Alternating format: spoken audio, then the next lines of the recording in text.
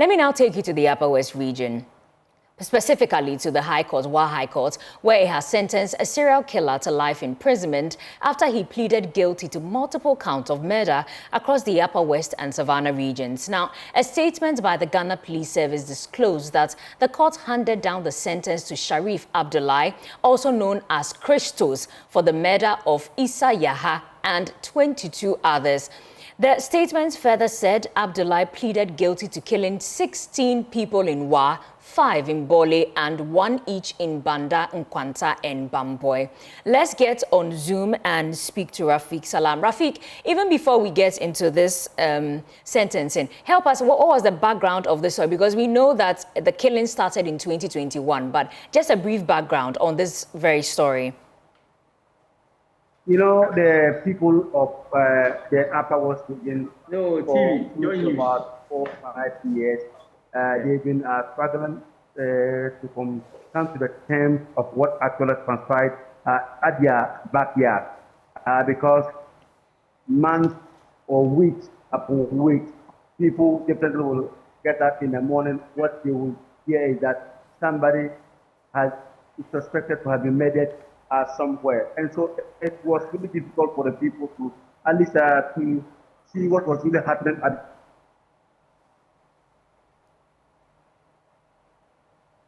their backyard. It really got a lot of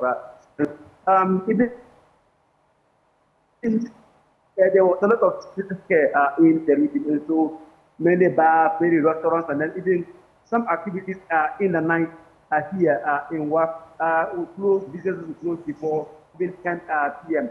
And so everybody had their, what do you call it, their hands on decks, and then they were looking for this suspected serial killer until somewhere last year that this Sharif Abdullahi guy was arrested, and he confessed to killing about 16 of the people in Wa, 5 in the Savannah region and other areas. And so that's really the picture, and it was really frightening in Wa, even when he was arrested. I mean, many people were really happy that I think wasn't somebody who was suspected to have been killing, particularly men. Okay, and Rafiq, are you able to tell us how the families of these over 20 deceased persons are responding to the sentencing? Justice, finally. For them, they think that justice really has come to their doorstep, and then I think they have gradually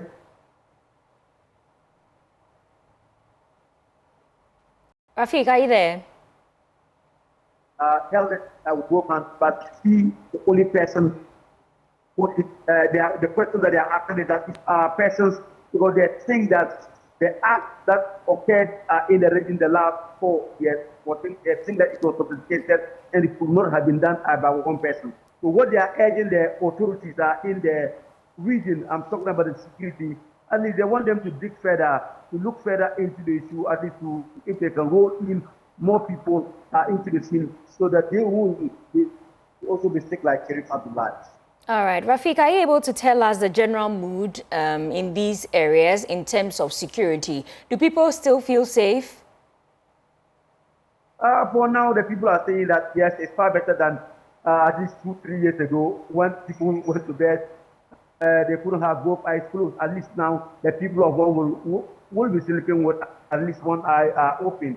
And so, at least the mood in Wa is one of excitement. They are really happy. But what at least they are really talking about is that they want more people to bring in into this issue. So they are thinking that once they are deflated, they are happy that at least he has been convicted and sentenced to life prison. They think that he's not the only person who committed this act. Rafiq, I believe the question on the minds of most people is what motivated the killings? In your interaction on grounds, perhaps maybe in court, was it clear exactly what motivated these killings? For the suspect, for the guy who was sentenced, he told us, Sharif Abdullahi told us that he, you know, some of the people knew them as me. Because he wanted me to shop, and that was the reason why at least he went and class some of them and then even took some parts of them. But likely suspected that he was using this for ritual purpose. Wow, that's interesting. I hope the families are okay with this judgment, the sentencing, and they feel much safer. Thank you so much, Rafiq Salam. For now, they are really happy that at least they have gotten justice. For now, that they are happy that they have gotten justice, especially the last person that was killed, Mr. Yaya, who happens to hear from somewhere around Tigray, who is actually our neighbors. And so they are really happy that at least they've been able to get the person who actually killed Mr. Yaya. Yes, so from 2021 till now is quite a long time, but at least justice has been finally served. Thank you so much, Rafiq Salam, for joining us. Rafiq Salam is our Upper West Regional Correspondent.